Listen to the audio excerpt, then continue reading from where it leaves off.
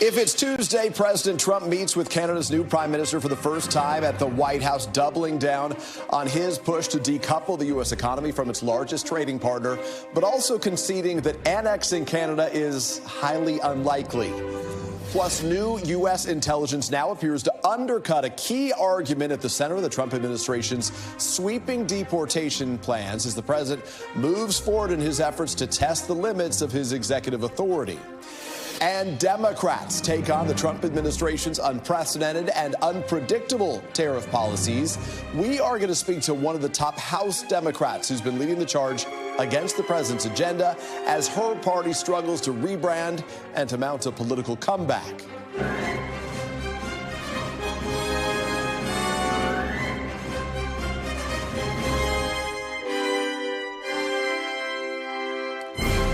Welcome to Meet the Press Now. I'm Peter Alexander here in Washington, where President Trump appears to be de-escalating some tensions with Canada while reigniting others. During an Oval Office meeting with newly elected Canadian Prime Minister Mark Carney, the president notably revisited his rhetoric about annexing Canada's territory and making it the 51st American state.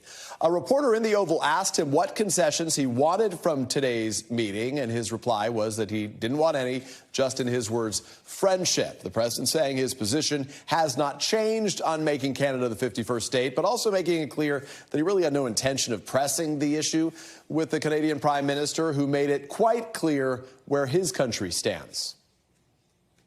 Well, I still believe that, but you know, it takes two to tango, right?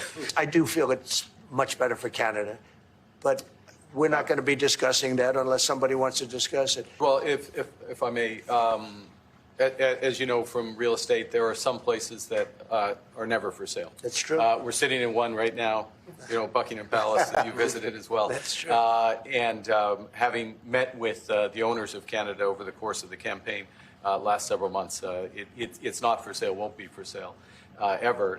But the opportunity is in the partnership and what we can build together. And we have done that in the past.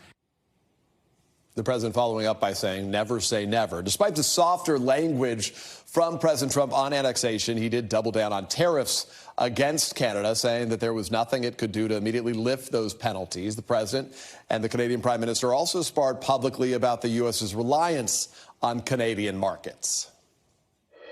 We want to make our own cars. We don't really want cars from Canada. And we put tariffs on cars from Canada, and at a certain point, it won't make economic sense for Canada to build those cars. And we don't want steel from Canada because we're making our own steel, and we're having massive steel plants being built right now as we speak. We really don't want Canadian steel, and we don't want Canadian aluminum and various other things because we want to be able to do it ourselves. In other words, they have a surplus with us. And there's no reason for us to be subsidizing Canada. Canada's a place that will have to be able to take care of itself economically. We are the largest client of the United States in the totality of all the goods. So we are the largest client of the United States. We have a tremendous auto sector between the two of us, and the changes that made have been helpful.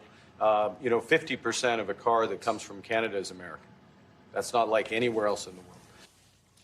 Today's White House meeting came hours after the federal government reported that the U.S. trade deficit widened to a record $140.5 billion in March as companies raced to import goods before the tariffs went into effect.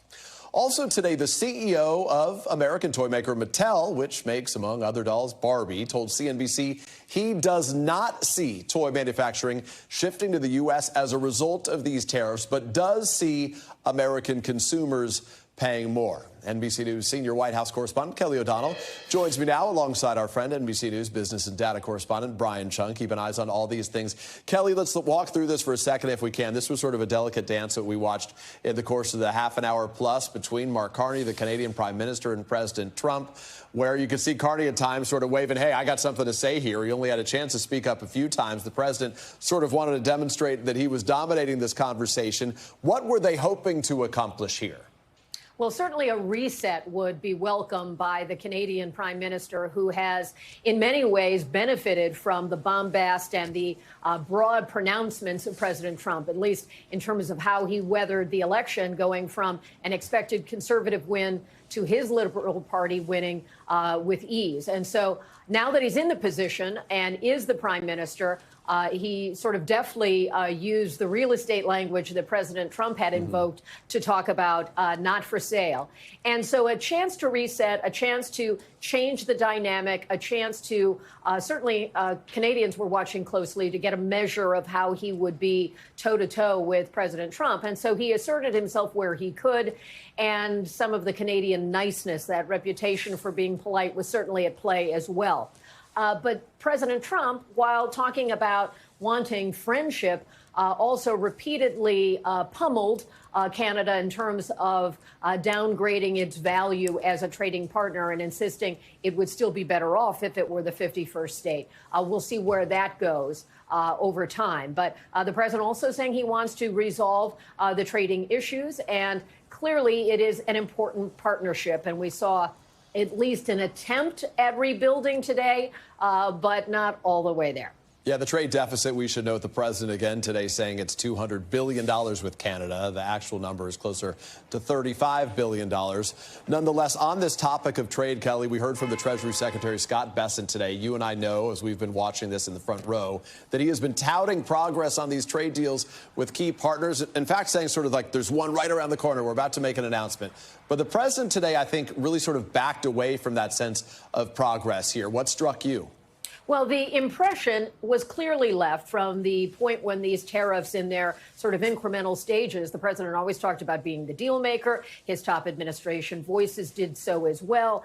And deals suggest there's actual negotiations and perhaps a signed agreement to come at some point. Then they talked about the rushing in of many nations wanting to be a part of that. And now they're describing something very different. There was at one point 90 deals in 90 days. That's not what they're saying now. The president is downplaying the need for formalized deals. The Treasury Secretary, who was addressing Congress, which does require being truthful, and he has been very consistent in being clear about things like the U.S. and China are not engaged in negotiations, whereas the president has often suggested that those talks were happening. But certainly there was a sense of it doesn't have to be a written form. Here's part of what the president said that sort of recalibrated his approach to this. We also have a situation, because everyone says, when are you going to sign deals? We don't have to sign deals. We could sign 25 deals right now, Howard, if we wanted. We don't have to sign deals. They have to sign deals with us. They want a piece of our market. We don't want a piece of their market. We don't care about their market. They want a piece of our market. You keep writing about deals. When are we going to sign? When? It's very simple. We're going to say, in some cases, we want you to open up your country. In some cases, we want you to drop your tariffs. So I wish they'd keep, stop asking, how many deals are you signing this week? Because one day we'll come and we'll give you 100 deals, and they don't have to sign. Again, the premise was the president had suggested there would be deals. So, of course, we followed up with questions, and others did as well, to try to get a sense of where he's at. A little bristly today. Also, a bit more of that real estate analogy, kind of like the person who doesn't want to show much interest in the deal in order to be able to have some leverage. Yeah, Kelly, I think those are all good points. Brian, I want to follow up with you on this. The president sort of suggested this idea of separating the U.S. economy from the Canadian economy right now. As Carney himself said, the U.S. is Canada's biggest client. We buy more from them than from anywhere else. How feasible is what the President Trump is proposing? Yeah, Peter, I mean, the president did list a number of industry goods, like, for example, lumber and oil, where, yes, in the United States, we do domestically produce a lot of that. In fact, on the oil front, we are a much bigger producer now than we were, let's say, 10 years ago. But there are a lot of nuances to our trade relationship with Canada where it's not really fungible. It's not a thing where you could just say, we could just go it alone and make it here in the United States. And one example is potash. This is a form of fertilizer that a lot of American farmers will use. We don't make that here in the United States. Almost all of the potash that we have here in the United States does come from Canada. That is being tariffed right now at 10%. That has been a big thorn in the negotiations between the United States and also with Canada. But the big example here is really with the auto industry. When you talk about how a lot of American automakers have assembly plants in Canada, they also have auto parts, suppliers that come across from Canada. I recently went on a reporting trip and actually followed an auto part. It goes across the border 4 times. In fact, I even went on a jog in Detroit, and I almost made a wrong turn and ended up in Canada. They are so close to each other. And I think that type of integration, which has been around for decades, underscores that it's not a thing that you can decouple very easily, Peter. I'm impressed by the jog you were taping in Detroit. I was there and didn't even do better than a nap over the course of the reporting Beautiful visit. town to run in. Let me ask you about Mattel, if I can, because I think this is where the rubber meets the road for a lot of American consumers, right? The CEO of Mattel said that he does not expect manufacturing to move to the U.S., but does expect that consumers here will pay more. Can you walk us through that? I mean, that's what we're hearing broadly from companies right now, whether it's in private or publicly making those sort of assessments. Well, the analogy is relevant because we just heard from the president a few days ago describe the situation for Americans as one where you might not be able to buy $30 for your daughter. You'll only be able to buy 2, and maybe those 2 will cost a few more dollars. And essentially what Mattel is saying is that's exactly what's going to happen here, because they said that they might have to take pricing. That's the kind of corporate speak, if you will, for having to raise the price tags at the store for not just Barbies, but also things like Hot Wheels that Mattel produces as well. What's also interesting, though, about the politics of all of this is that as the president is trying to use these tariffs to essentially whack the American companies with, incentives to produce here domestically, you have companies that are saying, yeah, certainly, we're going to try to move things around so we don't have to pay 145% tariff on things coming out of China. But instead of moving it to the U.S., we're just going to move it to other places in the world. That's what Mattel said in the earnings call. They're going to try to diversify away from China, but they didn't say it would come to the U.S. They're just going to move it to other countries. Kind of similar story with Apple and other companies that have very much been in the spotlight here with regards to whether or not they're producing here in the U.S. They're just saying, yeah, we're just going to not do it in China. We'll just move it to another country. Brian Chung, thank you. Kelly O'Donnell, my friend, I appreciate you as well. Joining me now is Doug Ford, the Premier of Ontario. Premier Ford, I appreciate your making time to speak to us. As you know, as well as anybody, the tensions at one point between Canada and the U.S. were extremely high. You even threatened to cut off power to the U.S. before both sides backed down. What is your current assessment of the U.S.-Canada relationship? Well, right now, it was great to see Prime Minister Carney and President Trump sit down today. And I think that it's a new start, a new opportunity to rebuild the relationship. And it sounded like it went fairly well. And I hope it really does go well moving forward, because we need each other. We need to build that AmCan fortress I've been talking about for a number of months now. So it's good to see that they're getting along. I'll tell you, he's getting along a lot better than our former prime minister. Well, that's for sure. I was going to say that was particularly notable here. We know the way that Donald Trump spoke about the former prime minister, referring to him as a governor repeatedly here. So I want to get your take, because I know for the Canadian audience, this was must-see TV to see the way that Carney would conduct himself in front of President Trump. How would you assess how Prime Minister Carney handled this meeting with the president? Did he strike, in your eyes, the right balance between, I guess, flattery and defiance? He did strike the right balance. Make no mistake about it. Prime Minister Carney is an extremely bright individual. He was the chair of Brookfield, a $1 trillion fund, one of the chairs in Bloomberg.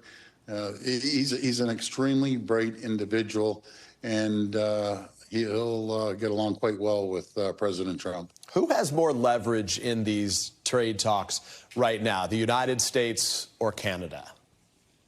Well, I don't look at it as leverage. I feel that we need each other. We're the U.S.'s largest customer. The U.S. is our largest customer. I spent 20 years of my life in Chicago, New Jersey. I love the Americans, and all Canadians love Americans. We just have to sit down. We're stronger together. I always say, united we stand, divided we fall. We aren't the problem. China's the problem, and we need to stand united. And when President Trump says he doesn't need Canada, I have to laugh every time he says it, because, the farmers would be in big trouble in the U.S. if they didn't receive Saskatchewan's potash or the uranium or high-grade nickel or the $1.2 billion barrels of oil that we ship down there. And the list keeps going on and on and on. And if you take away the oil, by the way, the U.S. has a $50 billion surplus on trade.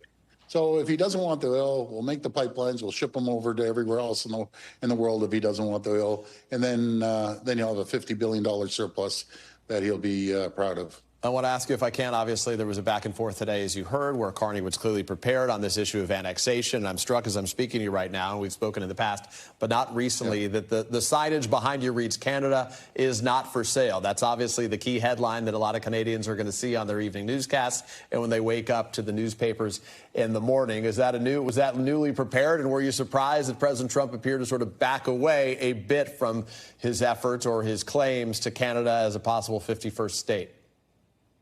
Well, I'm not surprised anything the president says any longer. I just know that Canada is not for sale. Will never be the 51st state. We love our American neighbors. We can work collaboratively together against our foes, be it China or other countries around the world that don't share our values. We share the same values, Canada and U.S., unlike any other two countries in the world. We have the longest unprotected border in the entire world. We're so much stronger together. We have more critical minerals in Ontario than anywhere in the world. And I want to ship them down. I just want to follow up really. I just want to ask you very quickly, as you've been engaged in this for so long, the USMCA was set up by former President Trump to get rid of NAFTA. Now the president effectively wants to get rid of USMCA. What does that say to you? Well, I was part of the last deal, and I remember the president saying, this is the greatest deal ever. Well, I guess it's not the greatest deal any longer. But that's fine. If he wants to relook at it and renegotiate it, that's fine. We're up for that. Because, again, I just think we can do so much more together. We need each other. And we're going to be really working with the U.S. administration to make this happen. Premier Doug Ford of Ontario, we very much appreciate you making time to speak to us. Thank you so much, sir. Thank you so much. Coming up, aligning with Biden, details on the Trump Justice Department's decision to side with the Biden administration and push for a key abortion pill case to be dropped. That story is next. Plus, new U.S. intelligence appears to contradict a crucial argument underpinning a key part of the Trump administration's mass deportation plan. We have that reporting straight ahead. You are watching Meet the Press now.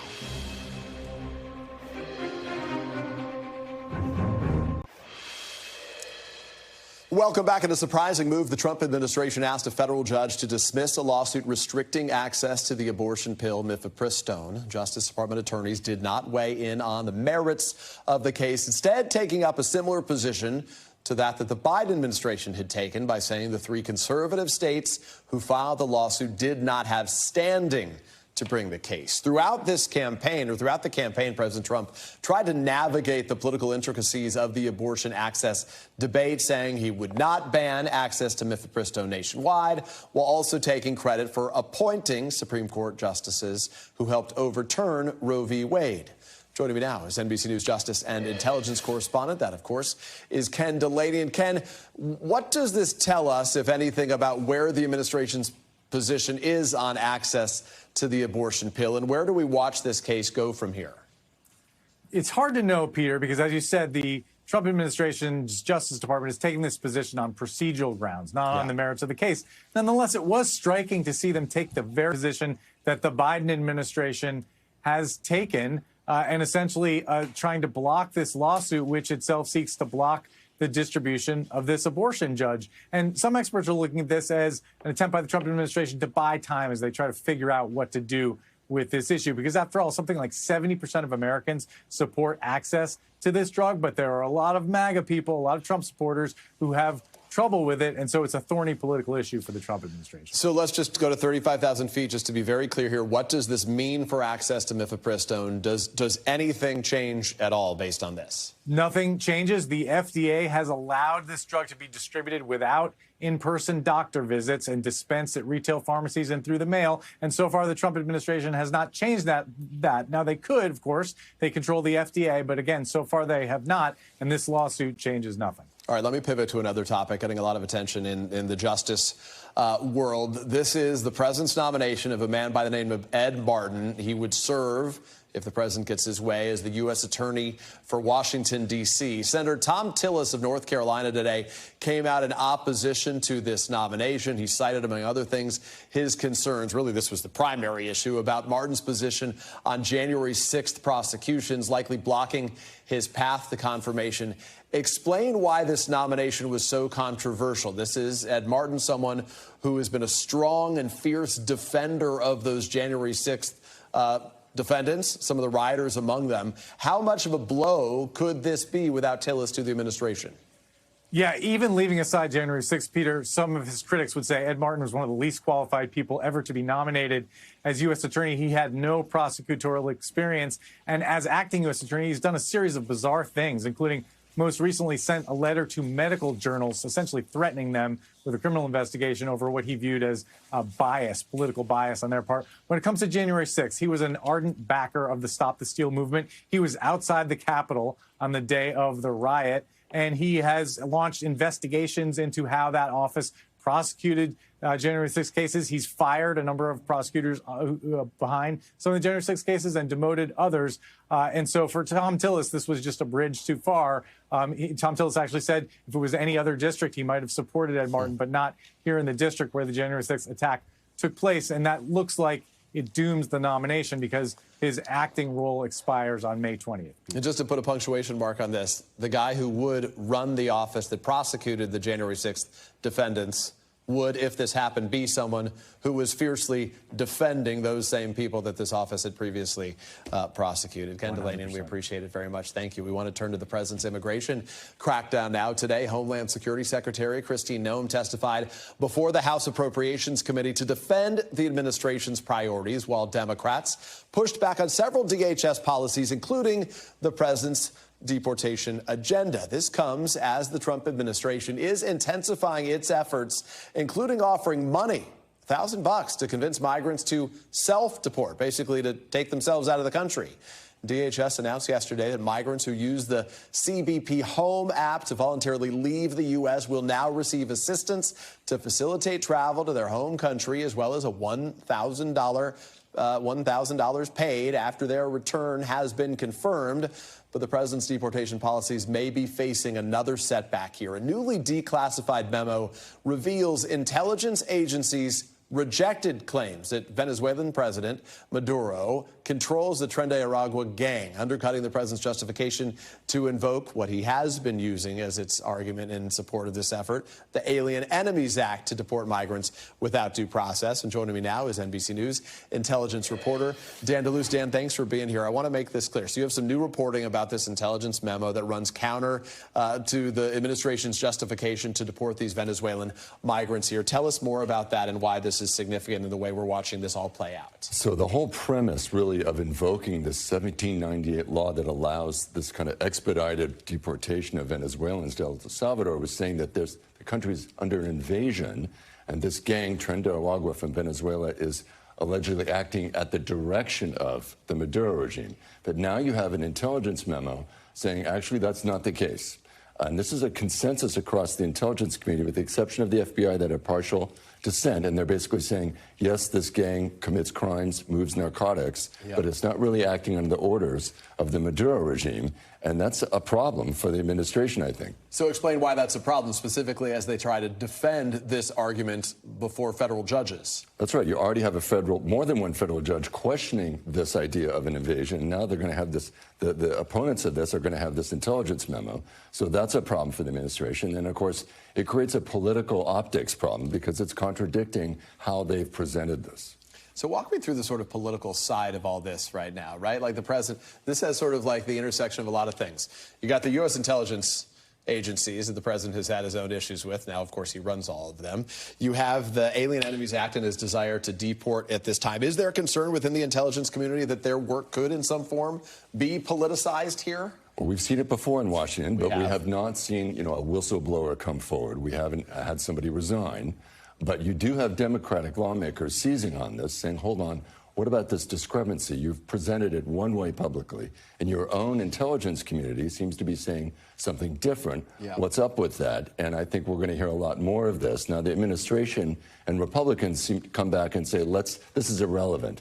You know, this gang is dangerous, and they've got to go, and they've got to be deported. Yeah, to be clear, they can be dangerous, but the argument had been that they were dangerous in the form of an invasion. That's right. Being supported by the Venezuelan president at the same time. All right, Dan DeLuise, I appreciate it. Thanks for your reporting and sharing all of that. Tomorrow, the papal conclave begins at the Vatican, as we've been watching closely. Cardinals have now entered into seclusion. All staff have taken an oath of secrecy. And while there is no timeline for the voting, we're told it could take days longer than usual to see the white smoke, which indicates the election of a new pope. There's no clear frontrunner still, as Cardinals are ideologically divided between conservatives and reformists, like Pope Francis. Also, the late pontiff's legacy of geographical diversity among his appointed cardinals presents its own challenges. Many of these electors, really, before they arrived in Rome, didn't even know one another. They don't speak the same language in many cases. In the past, Italian was the unofficial common language. That's actually no longer the case, which is going to influence the politics of this conclave. You see, there's politics everywhere. Stick with NBC News now for continuing coverage of the papal election. We will be right back with more after a short break. And also with Mexico, I think the relationship is really very good with the president of Mexico, as you know, you probably heard. And we're going to have a very good relationship with regard to FIFA. I have no doubt about it. Johnny would know better than anybody, but you understand. I mean, I think the relationship is very good. Thank you very much. Question? Yeah, please. What will be the level of interaction, cooperation with Canada and Mexico as it relates to next year's World Cup? Are you already talking to them? Yeah, we are. It's total, complete. We talked about it even today at our meeting with Canada, and the level is total. It's going to be perfect. Going to be beautiful. They're very excited about it. Yeah, please. Around the world who want to come to the United States for the World Cup. Yeah. And if I may, just a second question for maybe Mr. Duffy. Secretary Duffy, is there anything long-lasting transportation-wise that Americans can expect from infrastructure being built for the World Cup? So we'll start with Christy in terms of the applications. Absolutely. This summer, by hosting the club championships, we're processing those travel documents and visa applications already and working with Carlos and Johnny and their team to make sure that they're done timely and being proactive of it. And that is obviously going to be a precursor to what we can do next year for the World Cup as well. So it is all being facilitated. We appreciate the partnership that we've got on all of this with the State Department as well. And I know we've got the Attorney General and Cash at the FBI too, interested in being all hands on deck to make sure this goes smoothly. Thank you. Sean? Yes, so basically these are going to be short-term needs. So we're going to have to bring in, buses and additional forms of transportation. Miami doesn't have the capacity with their transit system to carry all of the people who are going to go from hotels and restaurants to stadiums and the fan center. So we're going to have to manage those assets, bring them in from around the country to move people, but they won't be needed there long term. So again, I don't foresee long-term changes. This is a short-term push of folks coming in to see great soccer matches, and then they'll go home. Okay. Yeah, please. Question about your thoughts on Madison Square Garden. The Transportation Department recently took over the refurbishment of Penn Station, and I was wondering if you have an opinion on the proposal to move Madison Square Garden to allow for a more classical train station to be built above. To move it? To move it, yes. That was thought of years. Jim Dolan's going to have something to say about that, and I've not heard of any recent plans. They tried to do that for years. They've tried to move it, but I think Jim probably likes his location sitting on top of all the trains. I can't blame him necessarily. There's not too much of a move. They are going to do something with Penn Station. We'll be involved in that. We'll work with the governor, and we'll be involved with that very much. Okay? Thank you. Yeah, please, go ahead. Have asked for more than $600 million in federal funding for security. Do you support that? And perhaps Secretary Noem can weigh in. On security? Yeah.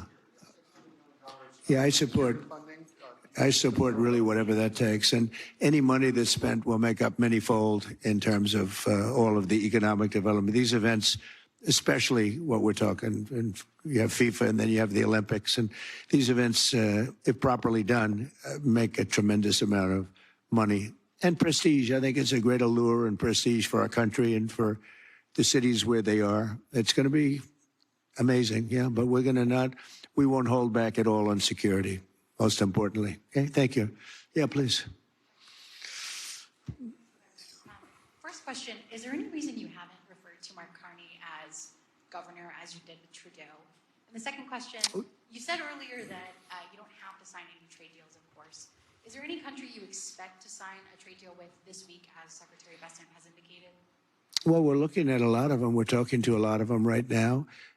I think I don't want to bore people with that, but I gave a very long definition this morning in the Oval Office. We're in very, very good shape. This country's never been in better shape, and we're doing great. We were being ripped off by every country in the world virtually, and now we're not being ripped off anymore. It's very simple, very, very simple. As far as calling him Governor Carney, no, I haven't done that yet, and maybe I won't. I did have a lot of fun with Trudeau, but I think this is a big step up. It's a good step up for Canada. I watched very closely. I thought he did really terrifically in the debates. I like him. You know, he's a nice man. We get along very well. We had a great meeting today. Really good. I think the relationship's going to be very strong. Thank you. Yes. Russia is banned from playing the next World Cup. What's your position on this? Say it again. Russia has been banned from playing the next World Cup. What's your position on this? I didn't know that. Is that right?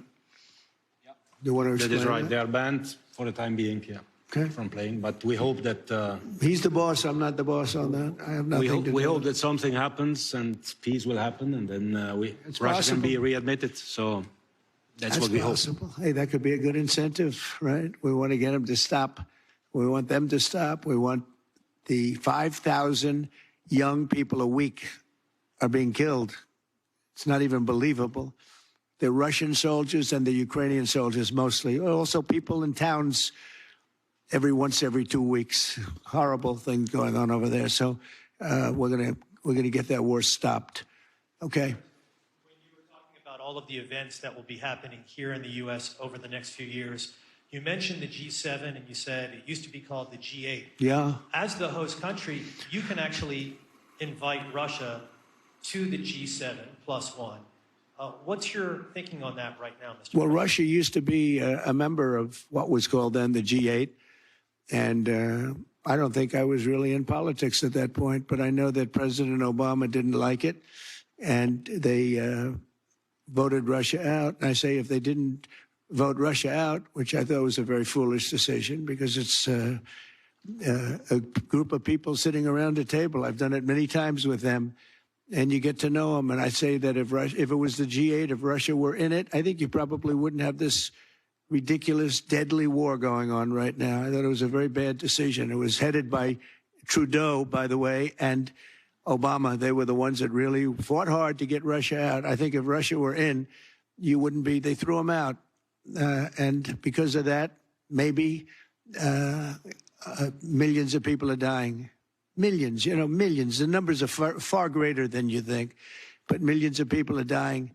If he was sitting around a table with other people, 7 people, hammering him and saying, let's not do this, I think you wouldn't probably have had the problems that you've had. So would you make a push, Mr. President, to get Russia back into this group? No, I think it's not good timing now. No, right now, it's... we missed that gate, didn't we, huh? We missed that gate with another great decision by some people that shouldn't have been making decisions. Yes, go ahead. Mr. President, should people who have taken part in, for example, pro-Palestinian protests across the world be concerned about being able to join the World Cup and watching here in the U.S.?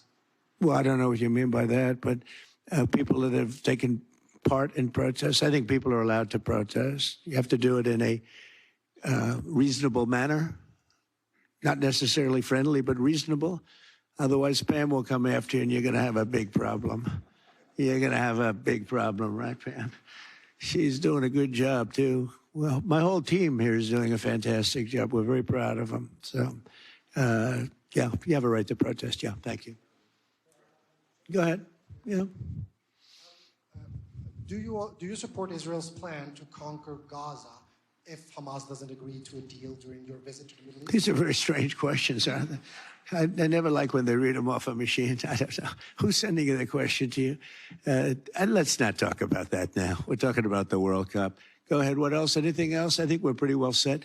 I want to thank everybody, and we're going to make this tremendously successful. And you can see Johnny's a very enthusiastic man. He's got great enthusiasm, and that's one of the reasons that you've had such success over the last number of years that you've been there. Amazing. He's like somebody that just woke up on Christmas morning as a young child and saw those toys under the... You've been watching President Trump there, as you can see, alongside the president of FIFA, head of the U.S., co-hosting the World Cup next year here alongside Canada and Mexico. Notably, before we joined that conversation, the president made the announcement that he would be appointing Andrew Giuliani, who is the son of the president's longtime ally, former personal lawyer Rudy Giuliani, as the executive director of the World Cup task force. And in fact, Giuliani's in charge of an effort that's likely to bring more than 10 million tourists from around the world here to the United States. And we want to get to some other headlines we're watching, specifically from Capitol Hill, where despite some hang-ups, some grumblings, and plenty of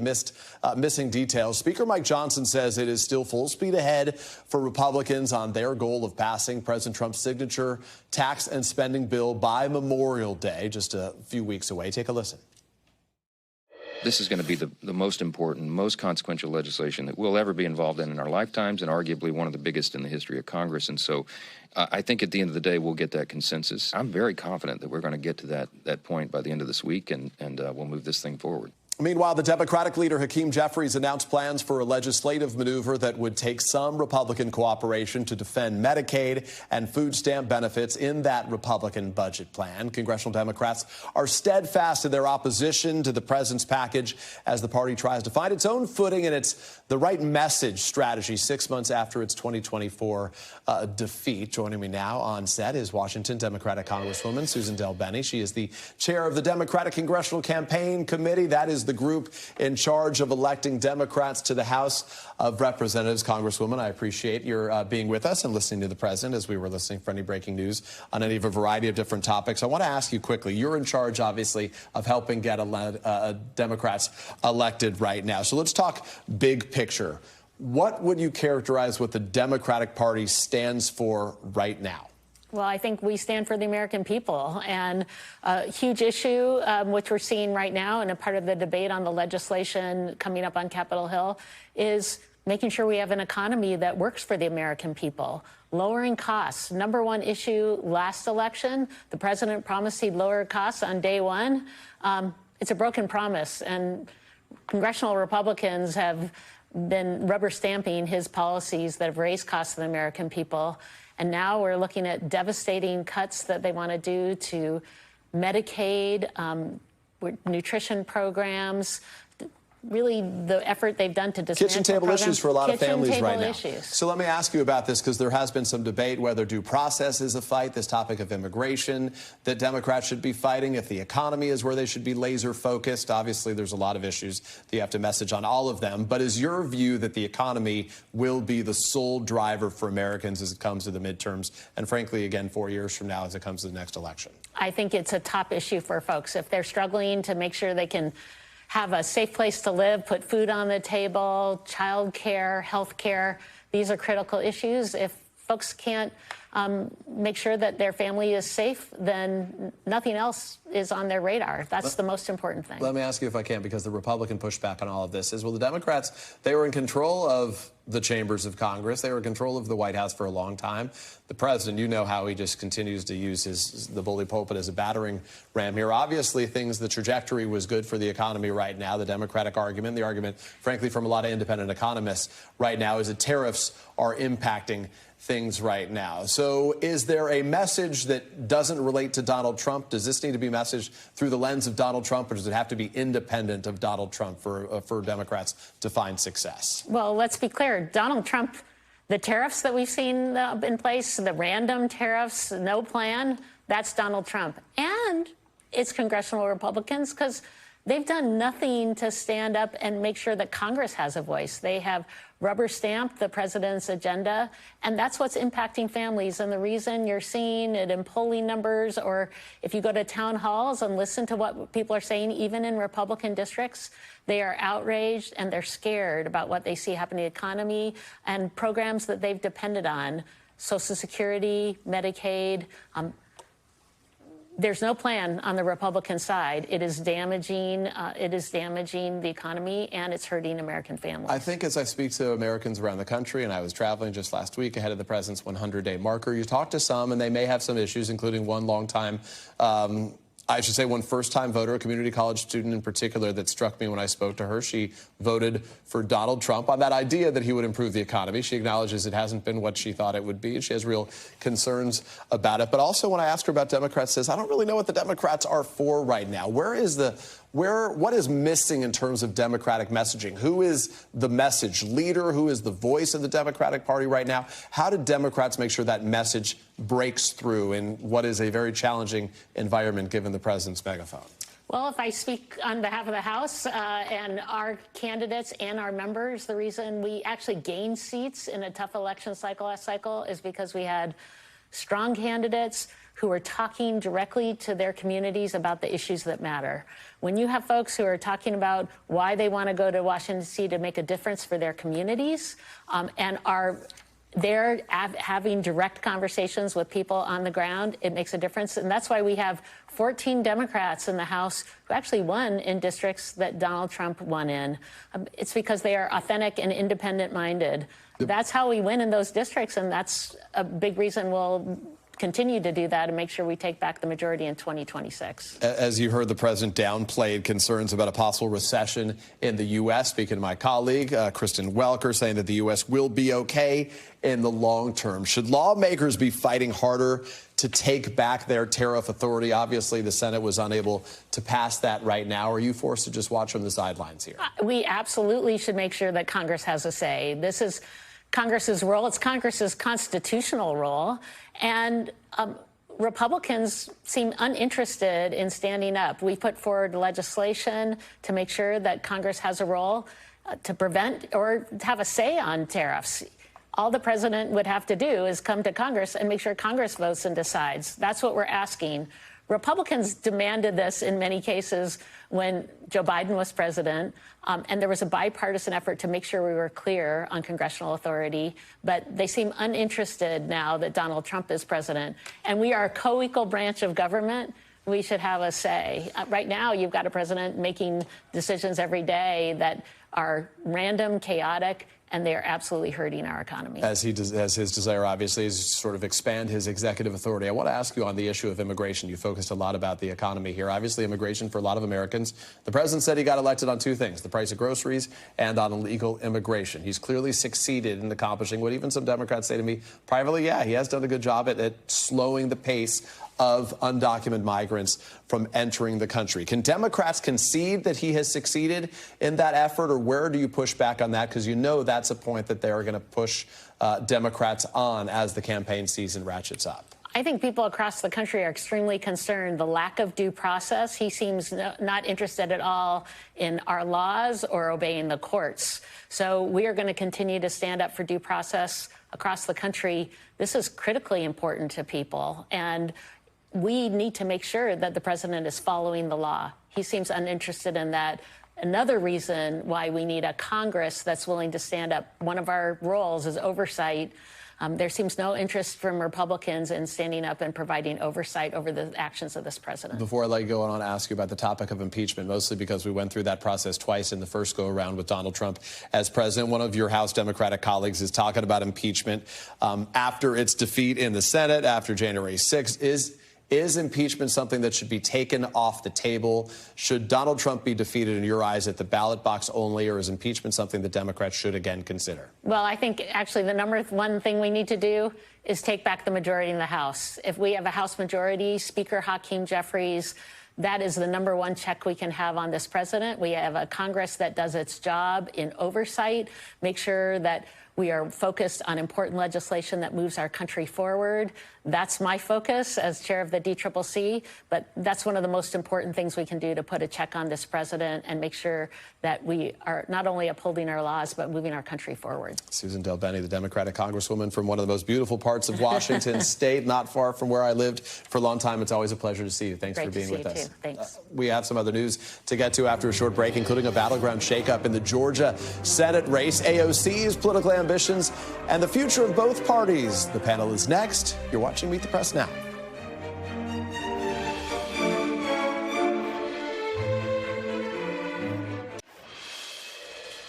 Welcome back. Some big news in a key 2026 Senate battleground race. Georgia Republican Governor Brian Kemp announced just yesterday that he will not be a candidate in the state's marquee Senate race next year. He was a top recruit for Republicans looking to unseat incumbent Democratic Senator Jon Ossoff there. With Kemp passing on a Senate bid, it's a wide-open Republican field that could lead to a contentious primary. Marjorie Taylor Greene's name already being floated as a possible Republican pick there. And joining me now in the panel is Mariana Sotomayor, congressional reporter at The Washington Post, Cornell Belcher, Democratic strategist and an NBC News political analyst, and T.W. Arrighi, say it right for me. Arrighi. Arrighi, very close. I was so close. I always try to get it right. It's easier to say than it is to spell. Republican strategist and vice president of the Push Digital Group. Mariana, let's start with Governor Kemp, if we can, very quickly, as it relates to him bowing out of the race. What does that mean? This is about as tight of a state as there is in the country right now in terms of Senate races. I was down there for so much of the last go-through with Ossoff and with Warnock. What do you make of his dropping out of this race? Oh, it's significant. I mean, I have not heard such a sigh of relief from Democratic strategists on the Senate side. By far the strongest Republican option. Absolutely. And the fact that, as you mentioned, House Republicans like Marjorie Taylor Greene are at least saying, you know, I might seek this office. Yeah. That's like Democrats' dream come true. They would love to see her win in a primary because someone like Ossoff could probably quite easily win in that state. She is too polarizing, is what a lot of Democrats are saying, and we have seen that with a lot of her statements. So I will say there are a number of House Republicans from Georgia who are also very interested to jump in and are kind of weighing whether to go and run for governor or Senate. Does this tell you anything about how Republicans see 2026? Oh, absolutely. I mean, you're starting to really sense it. Even someone like Don Bacon starting to say, I'm actually thinking about not running again. You know, historically, the midterms are pretty bruising for the president's party. Don Bacon, of course, from Omaha, a very purple, even blue seat, as it were. But obviously, he's been able to win it with Donald Trump in office. Exactly. And if he decides not to run, someone like Congresswoman DelBene, who was just here, I mean, she would probably be celebrating because that is a seat that Democrats would probably win. TW, what do you make of this decision by Governor Kemp? Obviously, he has succeeded where other Republicans have struggled, right, to just build a huge coalition, broad-based coalition in that state. There isn't another Republican who maybe has the same ability to do that right now. Yeah, it's definitely a big hit. I think every Republican wanted to see Kemp run just as they wanted to see Chris Sununu run in New Hampshire. It's just the nature of the beast. Look, I think there's a lot of talent in Georgia, but we need to find somebody who can win. The fact they have two Democratic senators, I spent a lot of time down there during the Herschel Walker race. Right. Didn't go well. We need somebody who can win. We need somebody who can push. I'm not so certain. I'm sure she's You're being generous. Can Marjorie Taylor I'm being win? kind.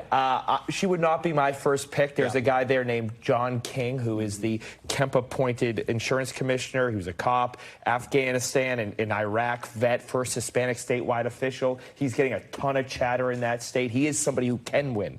The primary process has to play itself out, but there is talent there that we can win. Cornell, how do Democrats see this? I agree. I think whoever comes out, whether the Republicans come out, it's going to be a tight race in Georgia. Only thing I'd push back on is that it easily beat Marjorie. I don't think you easily beat a Democrat or Republican in Georgia because it's such such a toss-up thing. It, to me, right now, is the battleground state. I'm sorry, other battleground states, but you tell me how Georgia's going to go, I'm going to tell you what's going to happen nationally. Look, I think Ossoff, the incumbent there, has done a good job of communicating and staying in the community. One of the things you hear about from Georgia people all the time is that his constituency services offices, little things, all politics is local. His constituency services offices are doing a really, really good job. I think Democrats did dodge a bullet there because Kemp clearly would be a formidable candidate in the general election. But let's see the primary work its way out. And I think from the primary standpoint, it's been helpful when candidates like, I'm sorry, but candidates like Herschel Walker can make their way out of the primary. It does make it a lot easier for Democrats in that Mitch state. McConnell doesn't have the clout he once did, but were he to, he'd be saying, hey, it's all about the candidate, stupid, in these sort of conversations, right, as we talk about this. Mariana, let me turn to the Illinois Senate race for a second. We saw that the Congresswoman Robin Kelly just launched her campaign today. This is obviously going to be a crowded field as well. You have the state's lieutenant governor there, who was already endorsed by the state's governor, J.B. Pritzker. Other members of Congress are set to join this race. Who has the leg up right now? You know, I think she actually does at this moment in time. I know there's a couple of endorsements that have been coming for some of the other Democrats who are mulling. There's a number of House Democrats, like you just mentioned, Raja Krishnamurthy, who might jump in. It's, you know, still a little bit early, but I think a lot of Democrats are happy that there are a number of these candidates that are at least trying to come in. And it's the first time that we're really seeing a younger face. Younger faces come in. I think there's a bigger thing to say that after everything that Democrats went through with President Joe Biden, whether he should step aside, there are legitimate conversations of Democrats. This is someone else like Jan Schakowsky, for example, who just said that she was going to retire and mentioned that she is passing the baton. It's similar to what even Senator Dick Durbin has said. Yeah. There is a more recognition among those members that the midterms could be really good for Democrats on the Hill, and maybe it is time for new blood, new vision to kind of come in. Well, Cordell, that's striking because in the Oversight Committee, AOC, the presumption was that she might try to fight for that seat with Jerry Connolly departing his role there. She said, I'm not going to do it. It'll likely be another senior person on my party's side right now. What do you make of this debate within the party about new faces versus old in terms of what is the most effective message going to 2026? Well, I don't think it's a debate. I mean, I think when you hear from the voters, especially a lot of the voters who've been a part of our core base Democrat, is they want new leadership. They've said and new blood. They're very clear on this. And I think the Illinois Senate seat is a prime example of you see new faces coming into it. And look, full disclosure, transparency, Lauren Underwood is a client of mine, and she's also someone who's thinking about a young, dynamic new leader in the party who's thinking about it as well. And early polling actually shows her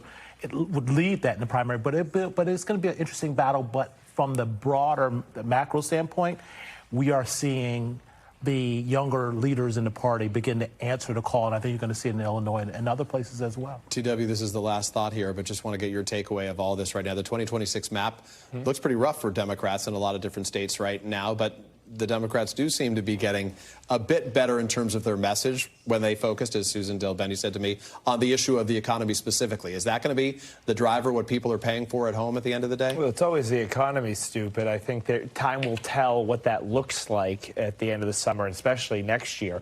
Look. Are you comfortable with what you're seeing right now about the way the economy is going? Is tariffs an issue the Republicans can win on? Massive sweeping change costs political capital. The president's at least getting out in front of it, getting it done quickly. But I just want to say, with a lot of retirements, which I don't blame Democrats for doing in a favorable cycle, comes opportunities for Republicans to field good candidates and get Democrats to commit money to races they otherwise wouldn't.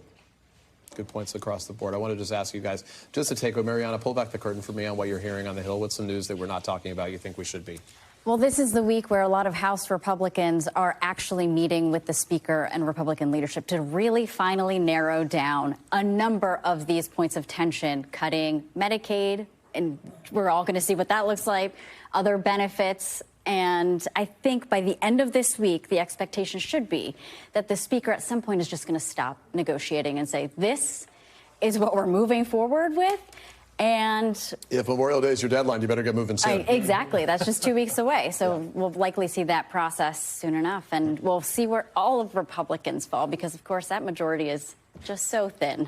Can't lose any votes. Mariana, basically. nice to have you. Nice to see you here, TW. Appreciate you very much. Cornell, as always, thank you. We'll be back here tomorrow with more Meet the Press Now. The news does continue with Hallie Jackson right now.